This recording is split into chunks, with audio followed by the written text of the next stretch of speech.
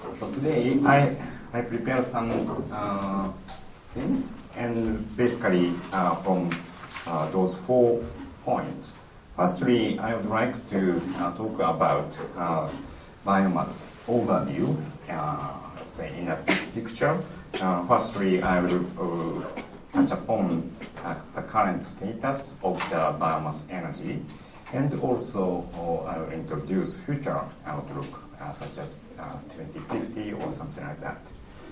And secondly, I will talk about local applications that you may be interested in, and you will some practices in Shimokawa. And this section is based on comparison with Japan and other European countries like Germany and Austria. And thirdly, I think it is very important topic to be considered, biomass sustainability. Of course, you are already familiar with sustainability concept in the whole environmental issues, and also in everywhere in the other sub issues. But it is worth noted that the sustainability concept is ambiguous, and sometimes it leads debate or among civil societies. So I will introduce this problem as a quick problem. I will explain later. And finally, I will make an emphasis on the importance of sustainable use of forest resource as using the donut economy model. Okay, so let's get started with this, the first section, biomass in a big picture. The first slide shows the current status of bioenergy use. The left chart shows the global energy consumption status in 2009 and 2019. Unfortunately, it is true that we are still heavily dependent on fossil fuels like this. So roughly 80% of our energy consumption comes from fossil-based energy system. And you know that the renewable energy is growing sharply, but unfortunately the ratio is still very small. Maybe they should sit in first, and maybe after that they can sign up. Okay. You can also later sign up for attendance. You can first enter and sit down, enjoy the lecture, and you can sign attendance when you leave. Thank you. Okay. So anyway, the important thing is that we are still heavily dependent on fossil fuels. And unfortunately, despite the rapid recent growth of renewable, the ratio, the percentage is still around 11%. So it is not enough.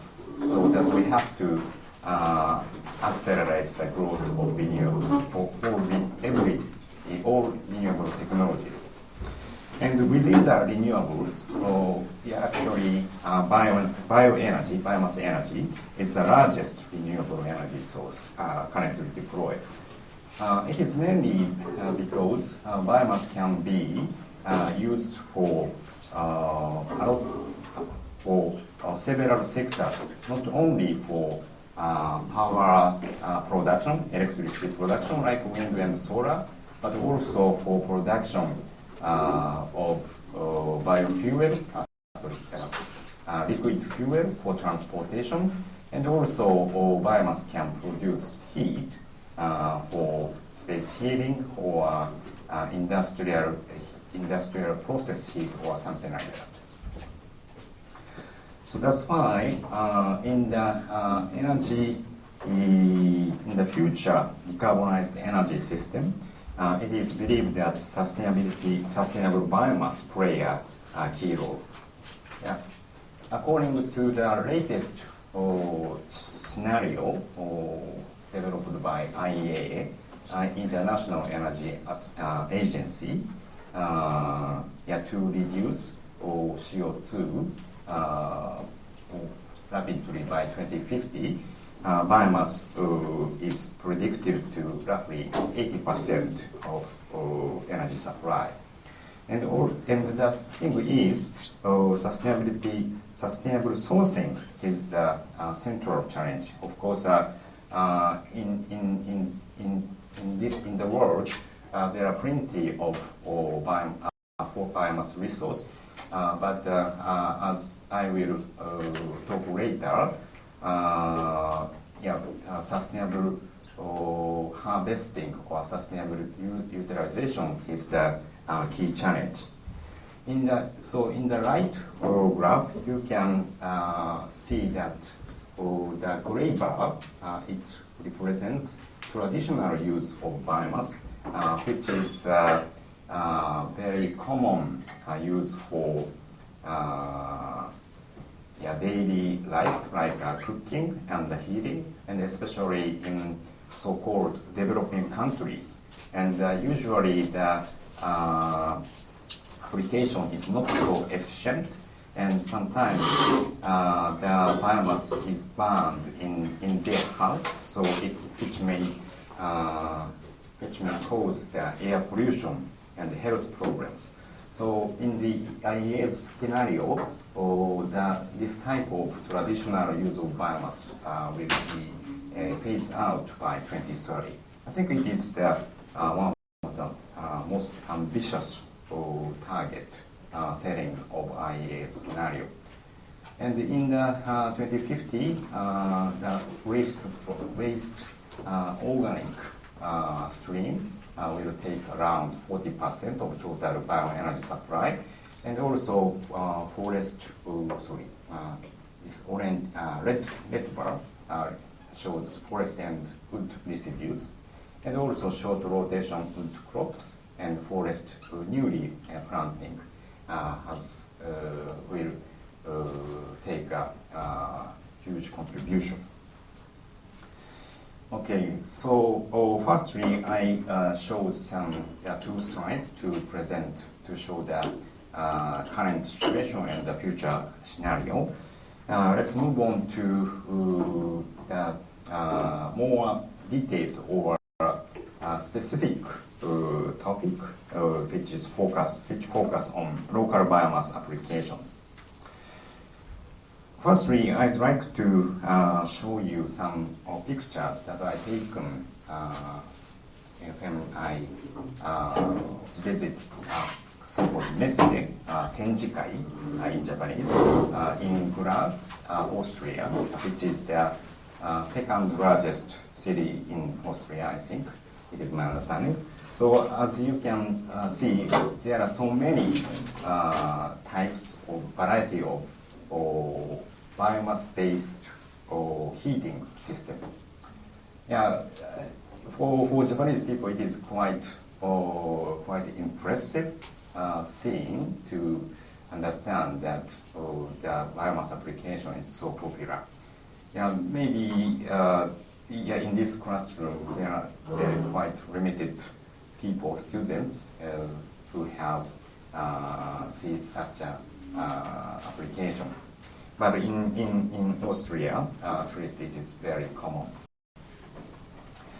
And the another evidence or example to show that biomass is so common in European countries is taken from Germany, and this map shows the distribution of bioenergy village, which means that the energy consumption is mainly supplied from local bioenergy.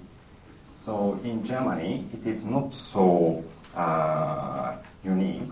Yeah, but there are several villages that use biomass for their own heating or something like that. And then I will show some graphs to show the recent market development. So the first one is from Germany, and which clearly shows the 2020 there is a big boom for biomass power, biomass heat applications. So in number of installed units, left axis in thousands. So roughly more than 50,000 biomass applications were installed in 2020 in Germany. And I heard that in 2021, the figure also grow more. So it is because, of course, there are environmental issues, but also the recent high energy price in Europe. They are partly because of Russian invasion. And we can see the same trend in Austria. And in Austria, we can see the breakdown of biomass applications, or like a pellet, wood chip, and split rope means maki ですね。And this. And considering the size of country, Austria is the population of Austria is roughly maybe 8 million or 90 million, something like that. The number of installation is more than 10,000.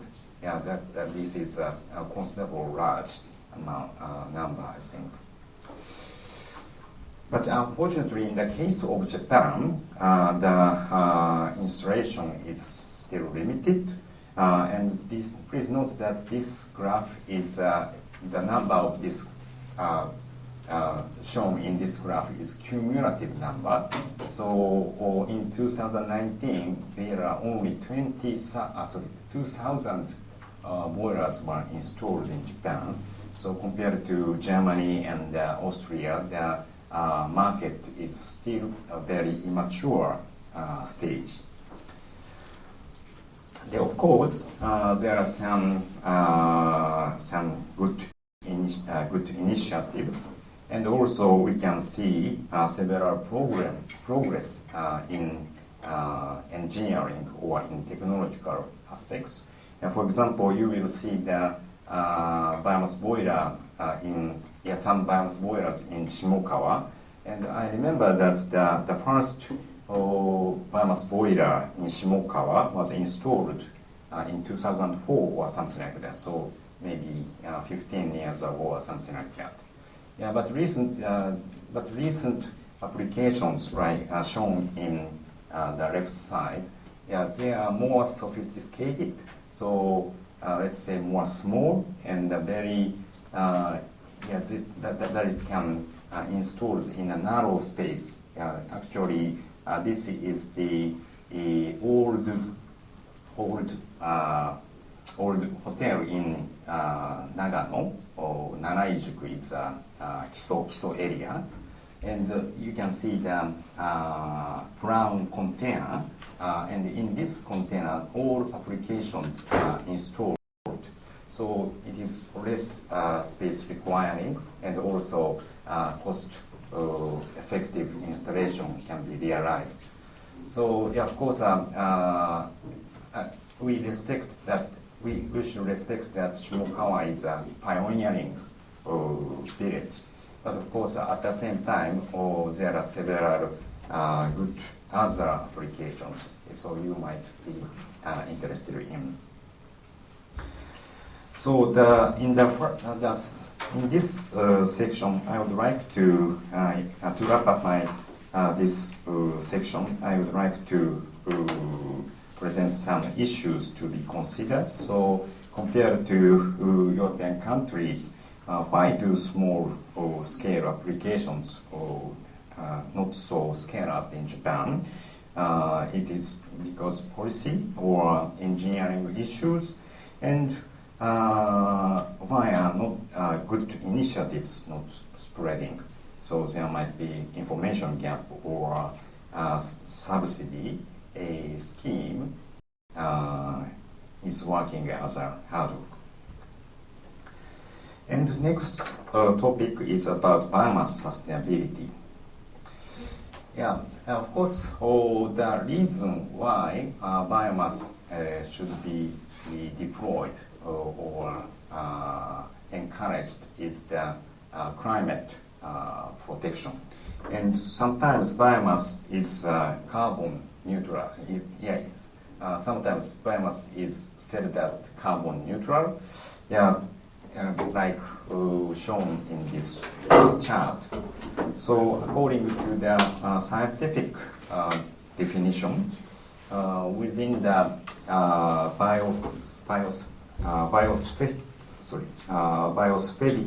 carbon cycle, bioenergy can be carbon neutral because the carbon that is released during the combustion has previously been sequestrated from the atmosphere and will be sequestrated again as the plants regrow. So the carbon can be circulated within a few decades. But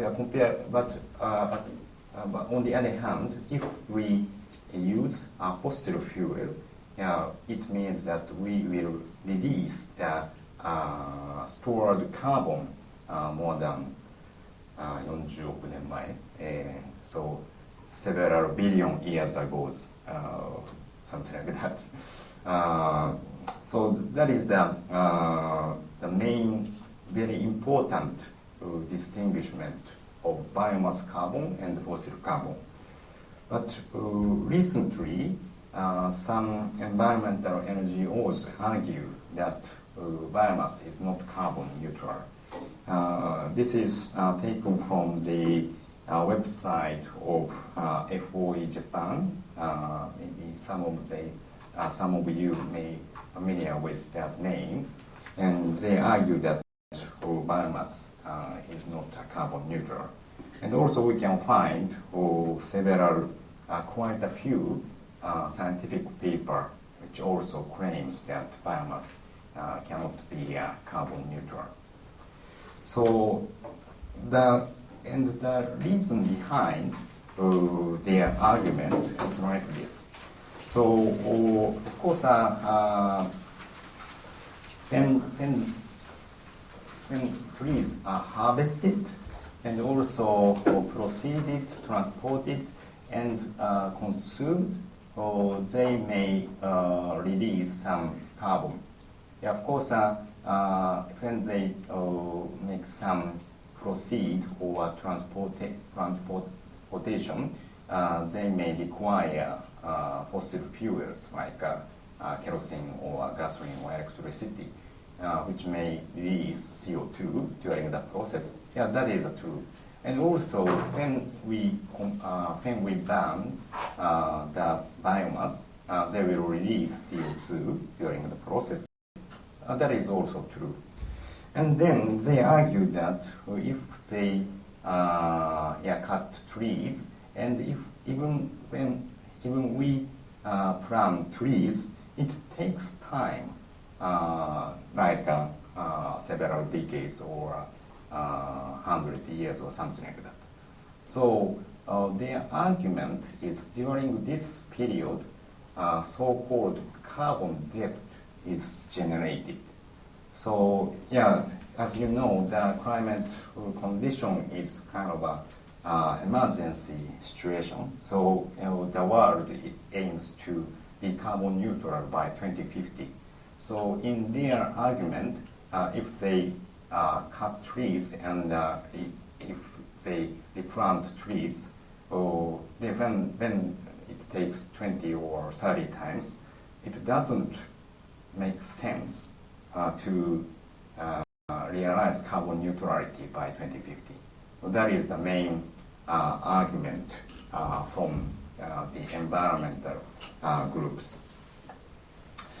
But if you go to Shimokawa, maybe you will hear the basic forest management or philosophy or management strategy.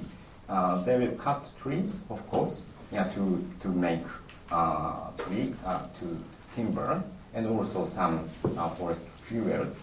But also they will plant trees like this, and also they can so that they can realize so-called 循環型, or circular forest management system. And I think the rotation period is like us, according to the explanation, 60 years. So I think Shimokawa people is very proud of this practice. But there is a gap between environment NGOs. So I think it's a very important topic that we have to consider. So, and also, this discussion is not happen only in Japan, but also in the world everywhere. So, and a lot of many scientific papers are produced, and which is argue carbon. Some of half of papers argue that biomass forest carbon is not carbon neutral, but the other half argues that biomass can be carbon neutral. So it's a very, it's kind of a, now we can see scientific disputes, but it is very difficult to decide which is correct, which is right and wrong. And I think it is kind of we should take it, it's kind of a wicked problem. And wicked problem is a very unfamiliar word for you, but it's a kind of a complex problem. And so that's why it is very difficult to set a specific scientific question. It's very complicated. So it is said that what is the problem is understood when the problem is solved. So maybe new approach, more creative approach is needed to solve the issue. So I hope that you will be also interested in this topic, and you will contribute to solve this problem based on your observation or your study or your thoughts. So that's why again there are several issues to be considered. So is biomass carbon neutral or not, or should forest be prioritized for their function as carbon sinks, not harvesting or something like that. And also, I think it is very important who owns forest carbon. Of course, forest land of Shimokawa, for example, is owned by citizens in Shimokawa, and also forest Shimokawa village itself. So maybe they can argue they have rights to manage their forest, their own interests.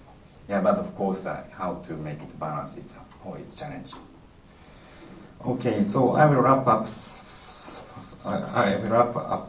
with this final section.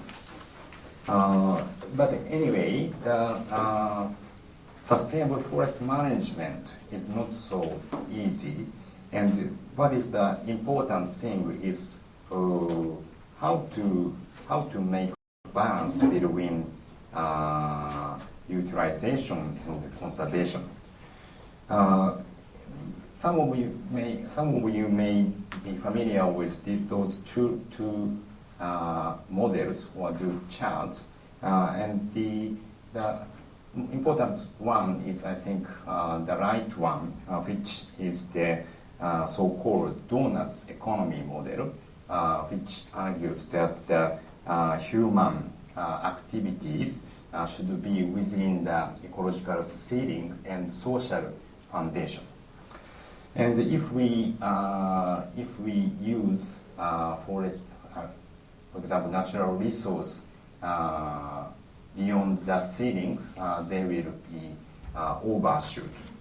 So I will show an example of overshoot from the Japanese experience. I think it is a slide that I could not share yesterday, but they actually this picture was taken in 1950 in Yamanashi Prefecture after World War II.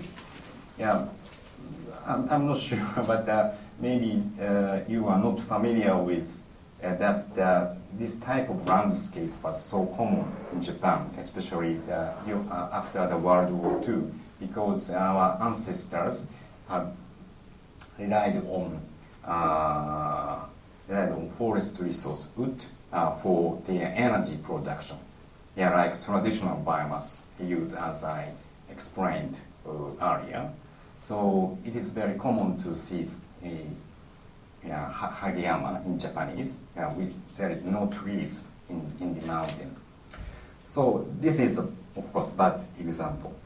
But after that, this picture was taken in 2009, and it is very nice to see that now Japan is covered by trees. So even from the outer space, we can see the green archipelago.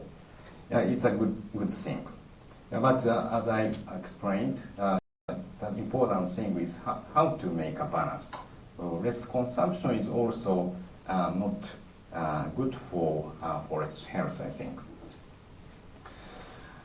And another important topic is the forest resource is the amount or the availability of forest resource is dependent on the local or the scale of perspective.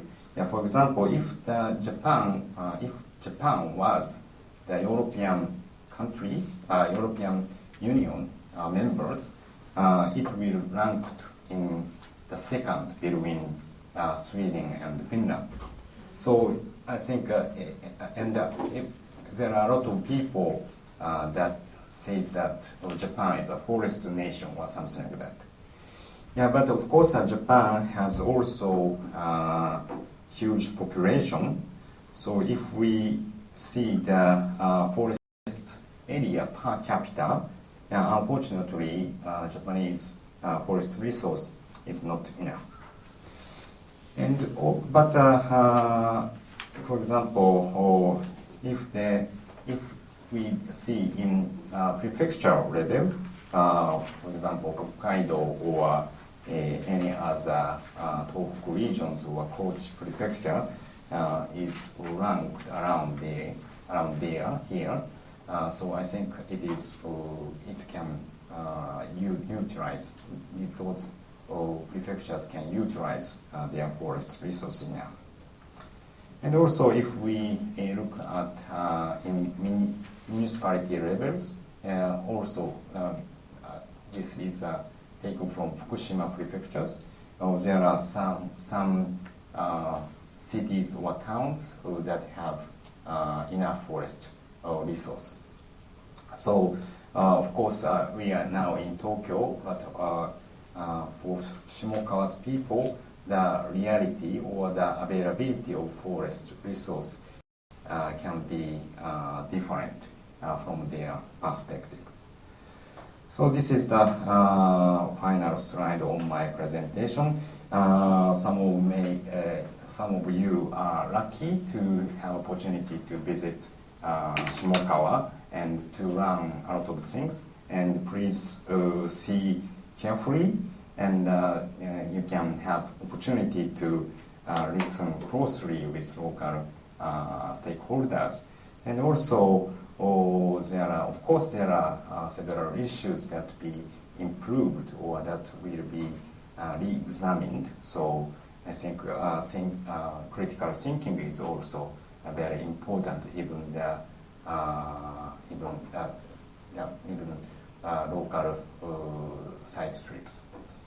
Okay, so that is the end of my presentation. So I'm happy to take any question from you. Thank you very much.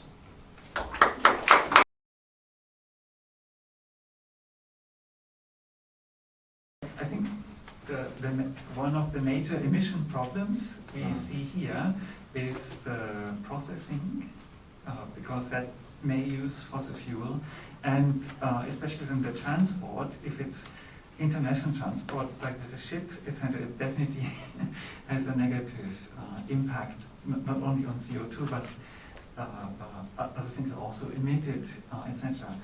And so in that sense, I think Shimokawa is doing well because they can cut out this transport. They have the biomass from their own forest, and they can, without transporting, use it. And furthermore, from my experience, what I have seen, even for the wood processing, they use biomass energy, for example, the drying of the wood, etc. So in that sense, even FOE, I think, will be happy about how they work it. Yeah, and I think that then there's a remaining carbon debt question, and for that, I wonder if one takes a long-term perspective for the local biomass use. Certainly, there's always a kind of steady-state carbon amount in the air, but it's steady-state in the sense that it's taken from the trees back into biomass, and by use of it, released, but continuously, basically solar energy is taken into biomass and then used, and there's no long-term net emission. But if you use the same energy from fossil fuel, you have an increasing mountain of CO2, which is never cut off. And compared to the steady-state level, and this huge increase, and for the local level, I still am kind of hopeful. What do you think? Yes, thank you very much. A good question. Firstly, regarding the emission from processing and the transportation, yeah, you are right. Yeah, but at the same time, actually, the international transportation by big ship or big vessel is not so large than we expected. Yeah, and actually, the local transportation using trucks or vehicles might be certain amount of emission. So we need to be careful to simplify the issues, even if it is locally sourced or internationally sourced. So that's why important thing is to scientific measurements, and based on the results, how to improve the practice in energy efficiency, to improve energy efficiency. And that is the first thing that I want to answer. And also in the second topic that you mentioned, yeah, I agree that your understanding is very, is correct, and it's a very good one as a basic understanding. But so that's why I used the word liquid problem for environmental energy.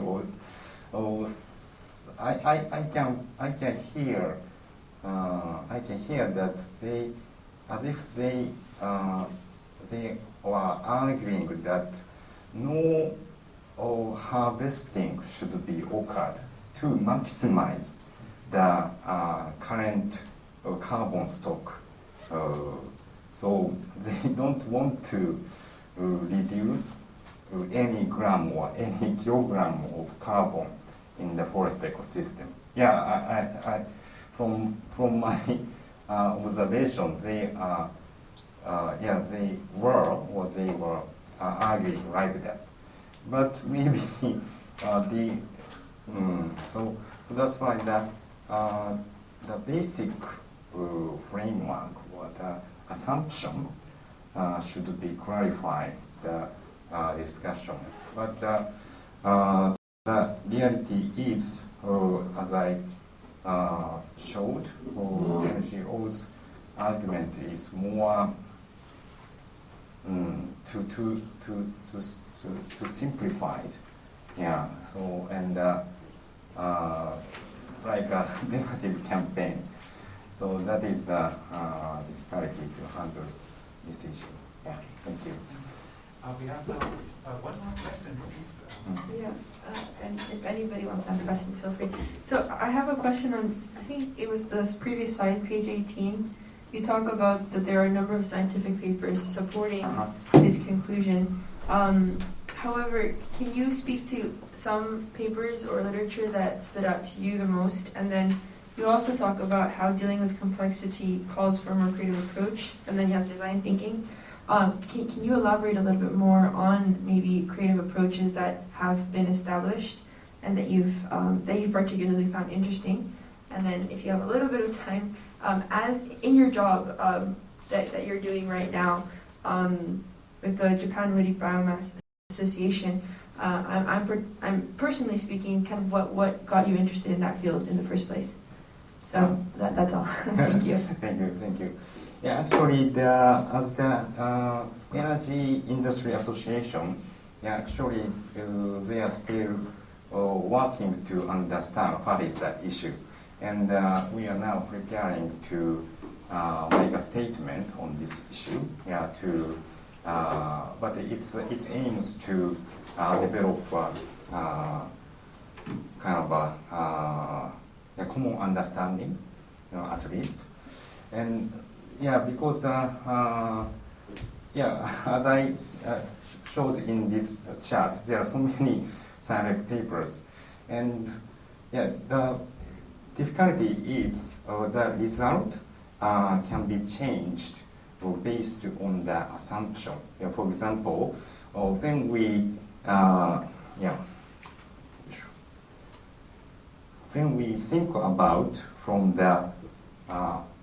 the point of harvesting, so the forest carbon stock will reduce by harvesting. But if we start from planting, actually the forest is absorbing the carbon. So the assumption that the result can easily change. Depend on the assumption. So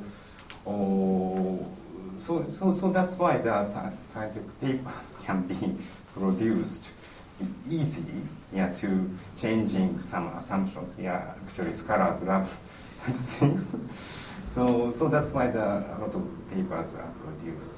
So of course, if you are interested, I can introduce some major papers that always referred or cited.